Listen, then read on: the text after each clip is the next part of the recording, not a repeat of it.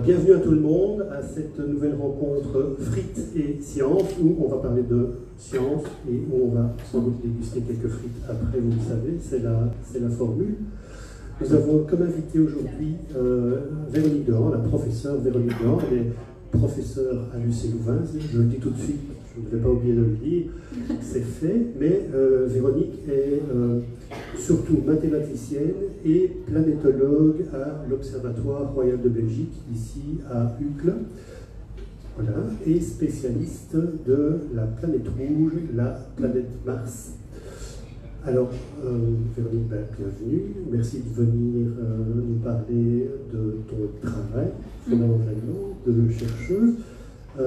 Véronique, le titre de notre rencontre de ce jour, c'est « La planète Mars a un cœur liquide ». Alors, comment le sait-on? As-tu mis ton maillot et as-tu été plongé dans le centre liquide de Mars? Explique-nous, comment sait-on que Mars a un cœur liquide?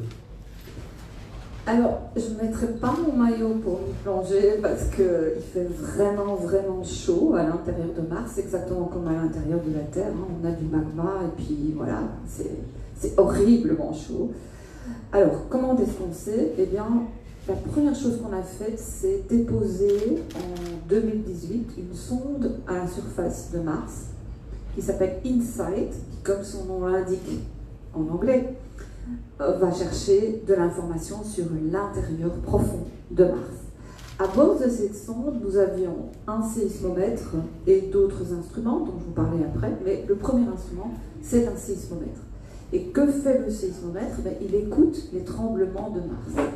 Et il se fait qu'on a eu plusieurs tremblements de Mars, dont un tremblement de Mars créé par un impact de météorite qui est allé jusqu'à une magnitude 5, donc c'est quand même important. Et les ondes générées par ces tremblements de Mars traversent l'intérieur de la planète et nous donnent de l'information sur l'intérieur profond.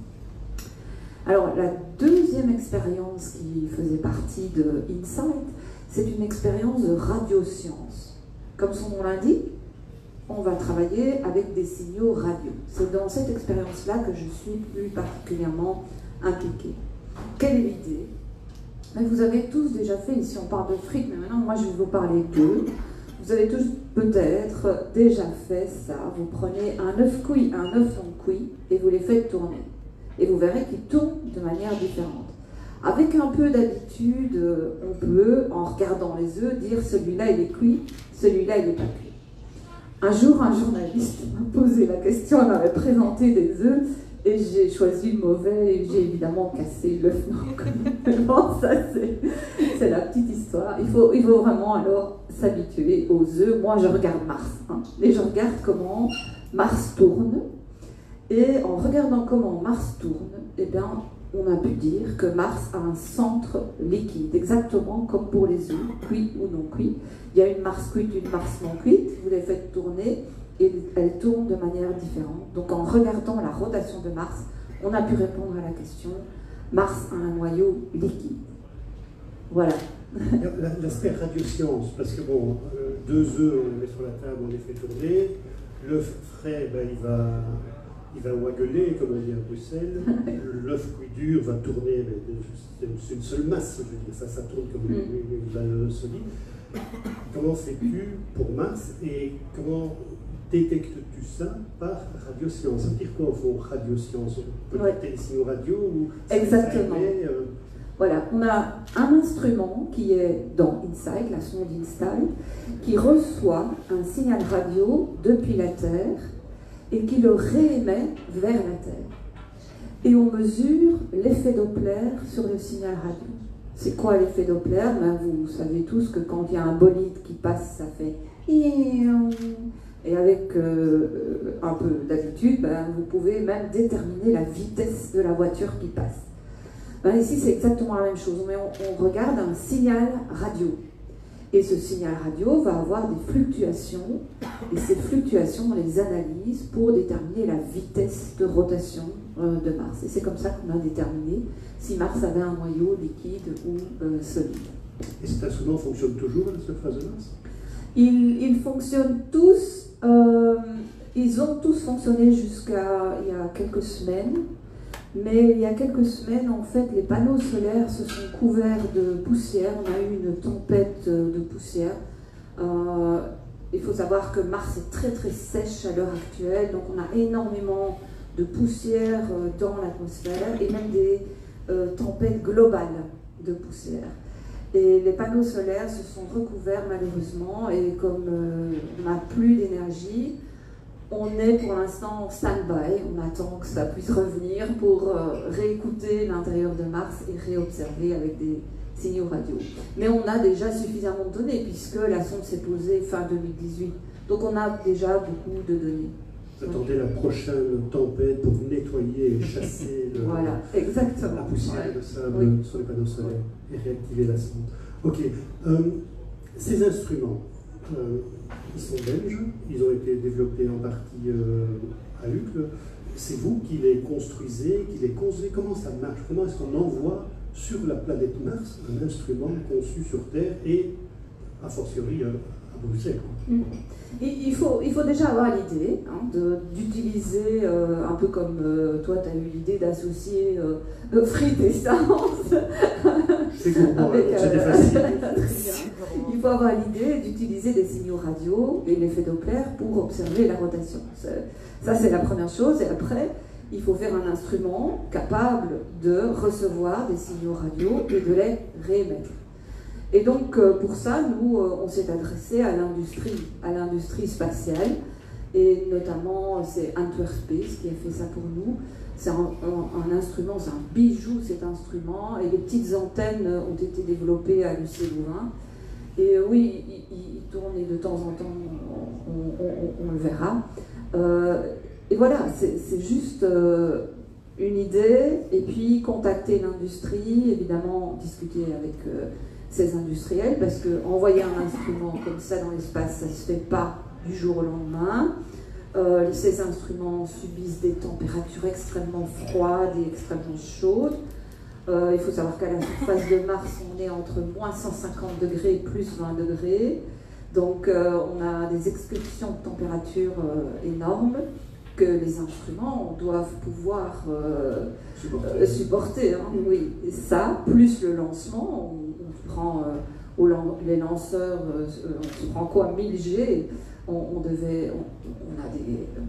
des secousses, on a une pression énorme, donc les instruments doivent résister. Et ça demande une connaissance, des tests avec des gens qui travaillent un peu dans tous les domaines, pas seulement des ingénieurs, pas seulement des scientifiques, mais aussi des électroniciens, des mécaniciens, enfin il y a plein de gens qui travaillent dans le spatial. Plein de métiers. Plein de métiers. Je comprends bien par rapport au développement d'instruments et l'implication de l'industrie. À un moment, ce n'est pas vous qui fabriquez l'instrument, vous l'imaginez, vous imaginez l'expérience, vous imaginez comment pouvoir la réaliser, et puis il y a évidemment des partenaires industriels et techniques qui vous aident à fabriquer ce dont vous avez besoin. Mais comment est-ce qu'on met cet instrument dans une fusée? Comment que ça passe par des programmes internationaux? Vous appelez la NASA ou l'ESA, l'Agence spatiale européenne, en disant on a un chouette truc, c'est quand votre prochaine fusée pour Mars? Comment ça fonctionne là, à ce niveau-là? Alors, il y a plusieurs manières de fonctionner. Il y a ce qu'on appelle le bottom-up, donc l'idée vient des scientifiques, remonte vers les agences spatiales qui se disent ok, c'est une bonne idée, alors on va lancer un appel d'offres pour cette mission, ou bien les agences spatiales questionnent l'ensemble de la communauté scientifique et puis décident à leur niveau, et puis décident de faire des missions en fonction des fenêtres de lancement aussi, et de l'argent disponible et des objectifs des différents pays qui participent par exemple à l'Agence spatiale européenne.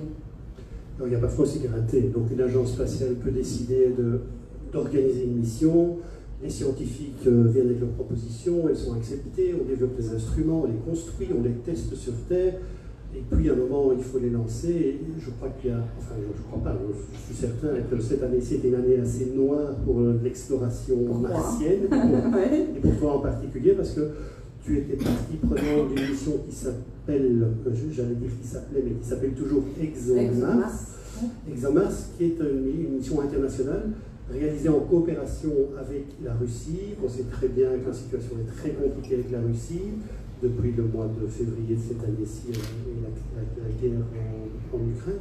Et donc cette mission ExoMars, le lancement de cette mission, elle devait partir avec une fusée russe. Et bien les Russes ont dit, ben non, notre fusée ne part pas, et donc vous gardez vos instruments, et tant pis, on ne va pas sur Mars. Qu'est-ce qu'on fait? Eh bien, d'abord, on le vit très mal, parce que quand on travaille pendant quelques années sur un instrument, on a envie que cet instrument vole, quoi, qu'il parte. On a mis plein d'argent, plein d'énergie, on a construit une équipe, et puis du jour au lendemain, l'instrument ne part pas. Et puis on retombe de haut, parce que moi je m'étais dit, la science passe au-dessus de ça. Mais non, la science ne passe pas au-dessus de ça, le politique influence la science. Donc malheureusement, notre instrument est au sol, et on attend un taxi, on attend une mission. Donc on est en négociation avec la NASA, l'Agence spatiale américaine, pour partir avec une nouvelle mission qui s'appelle le Retour d'échantillons, qui est une superbe mission, dans le cadre de laquelle on va avoir un atterrisseur et on va probablement pouvoir mettre notre instrument. Mais ça retarde évidemment le lancement en 2028 au lieu de hier. C'était hier normalement. Ouais, c'était hier. 2028, pour des missions qui sont conçues aussi de nombreuses années avant le lancement, évidemment. C'est pas toujours facile. La difficulté aussi avec Mars, c'est qu'on ne peut pas envoyer cette mission n'importe quand. Supposons qu'on ait la liberté d'avoir des lanceurs quand on veut, où on veut, mais les configurations planétaires font qu'on ne part pas pour Mars n'importe quand. Il y a des fenêtres, comme on dit, des fenêtres de lancement, tous les 2 ans. Donc si on rate la fenêtre de cette année, ben, c'est d'office fichu pour 2 années. Oui, tout à fait. En fait, comme la Terre tourne autour du Soleil en un an, et Mars, qui est plus loin du Soleil que la Terre, tourne en 2 ans autour du Soleil pour faire le plus petit chemin entre la Terre et Mars, donc pour dépenser le moins d'énergie possible. Eh bien, cette géométrie ne revient que tous les 2 ans. Et donc on part de fenêtres de lancement tous les 2 ans. Et donc voilà, la fenêtre de lancement commençait hier pour une semaine ou 2. Et puis la prochaine, c'est dans 2 ans, et puis la prochaine en 2026, puis 2028. Voilà. Il faut de la patience ensuite. Il faut de la patience en fait. Et de la ténacité, manifestement. On parle beaucoup on évoque souvent, plus exactement, la présence de l'homme ou de la femme sur Mars, de l'être humain sur Mars. Vous en pensez quoi? Est-ce que les étudiants qui sont ici, qui peut-être un jour feront une carrière scientifique ou spatiale, ont-ils des chances un jour, eux, qui ont 18 ans au maximum aujourd'hui, d'aller sur Mars? Alors, d'un point de vue technologique, on n'est pas encore prêt pour ce genre de choses, mais je voudrais bien revenir sur la question de l'habitabilité de Mars. En fait, on comprend que Mars a été habitable dans son passé, c'est-à-dire qu'il y avait de l'eau et de l'eau liquide à la surface de Mars. Et on voit des traces, hein. Quand vous voyez des images, on a des vallées de rivières, des deltas de rivières, on a vraiment des traces dans le passé de Mars. Donc on sait que Mars a été habitable, mais Mars a perdu son atmosphère il y a à peu près 3,5 milliards d'années, donc il y a très longtemps. Et Mars est sèche à l'heure actuelle. Et donc l'objectif des scientifiques à l'heure actuelle, c'est d'essayer de comprendre ce qui s'est passé. Qu'est-ce qui s'est passé? Pourquoi Mars était habitable et ne l'est plus maintenant? Pourquoi la Terre est habitable à l'heure actuelle? Plus pour longtemps. Plus pour longtemps, on verra bien, il faut bien la protéger, on est d'accord. Et donc voilà, on voulait étudier tout ça. Et peut-être d'ailleurs qu'on a eu de la vie à la surface de Mars, mais à l'heure actuelle, la vie à la surface de Mars probablement n'existe plus. Ou bien elle pourrait être dans des zones vraiment très très protégées. Mais on voudrait essayer de trouver des fossiles de la vie passée et éventuellement des traces de vie à l'heure actuelle et peut-être de la vie à l'heure actuelle. Alors vous comprenez que si on vient avec des sondes spatiales, on va contaminer un maximum, quoi. Donc moi ma première réaction quand on me demande ça, c'est « Ah non, hein, touche pas à ma planète », parce que nous on a plein de questions et on voudrait bien y répondre. Et pour ça, il faut éviter que l'on contamine un maximum.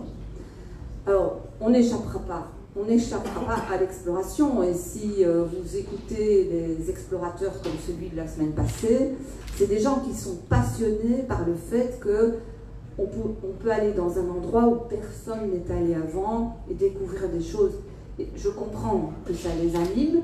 Et donc, à un moment donné, on aura certainement des explorateurs qui vont aller sur la planète Mars.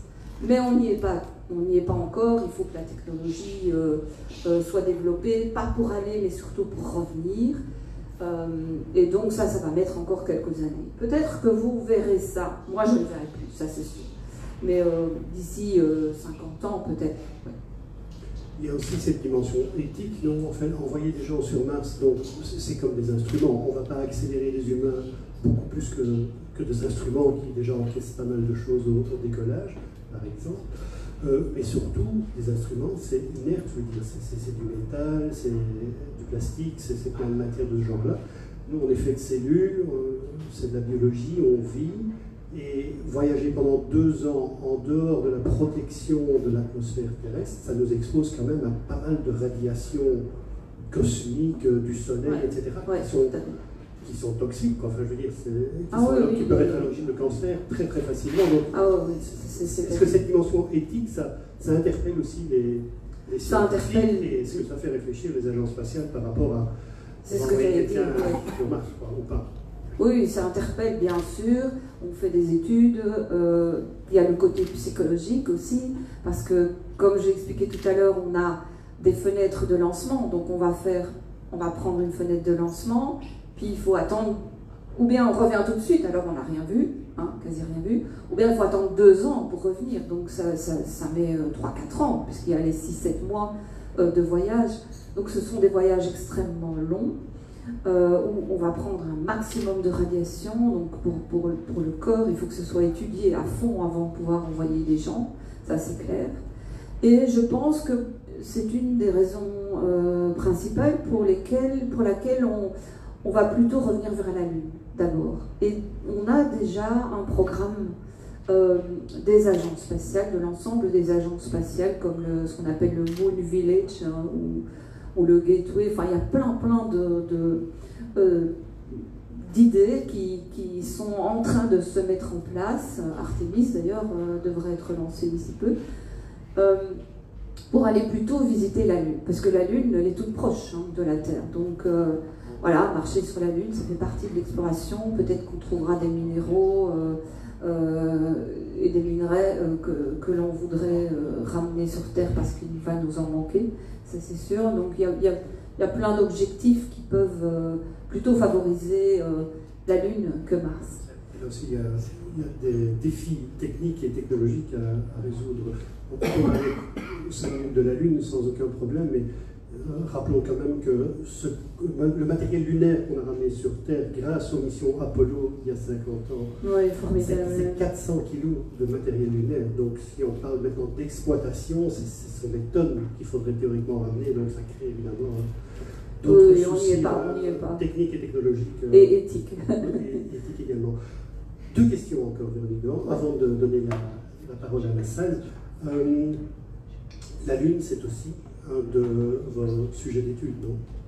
Oui, la Lune a aussi un petit noyau qu'on aimerait bien étudier, on aimerait bien comprendre la Lune. On connaît déjà pas mal de choses sur la Lune. On sait que il y a eu un impact sur la Terre à un moment et que la Lune s'est formée après cet impact. Mais il y a, comme je dis toujours en science, on se pose une question, on répond à une question, et puis on tombe sur 10 autres questions, parce que c'est comme ça la science.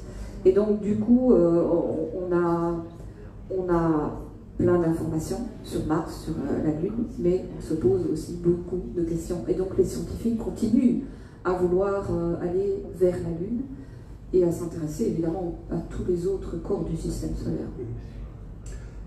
Et plus personnellement, comment se passent vos journées? Qu'est-ce qu'on fait? C'est quoi la journée d'une planétologue, mathématicienne à l'Observatoire royal de Belgique? Alors en pratique, ce que je fais, je fais plutôt des calculs et je prends des contacts avec les gens. Donc quand on a une idée pour un instrument, Il faut contacter l'industrie, discuter, les convaincre, puis convaincre le politique. Ça prend du temps. Mais à côté de ça, ce que moi je préfère évidemment, c'est d'obtenir des données, les analyser, essayer de comprendre ce qu'il y a derrière. Et puis quand vous avez compris, c'est magnifique, quoi. On publie, on partage, on fait ce qu'on appelle de la science ouverte, open science, pour partager avec tous nos compères scientifiques, et c'est comme ça que la science avance, quoi. Voilà. Je vous remercie. Le micro est à vous maintenant, si vous avez des questions. N'hésitez pas.